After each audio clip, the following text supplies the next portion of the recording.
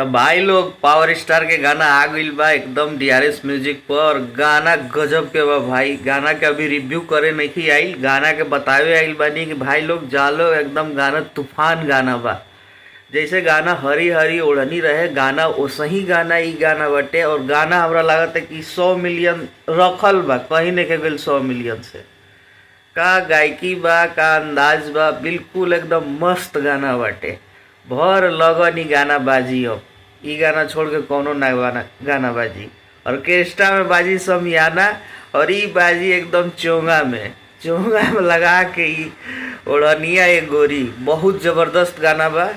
जा लोग भाई एकदम देखो लोग, ट्रेंडिंग में लायक बा। 8 मिनट में, मात्र 8 मिनट में गाना 10,000 व्यूज, 10,000 लाइक हो गई। व्यूज तो अभी अपडेटेड नहीं है भाई। 10,000 लाइक 8 मिनट में। तो गाना बहुत ज़बरदस्त बा। जा लोग एकदम मस्त प्यार दलो गाना के। बाकी एकदम गाना के ट्रेंडिंग में अजला देवे के बा। तब तक खातिर जय भोजपुरी, हर हर महादेव।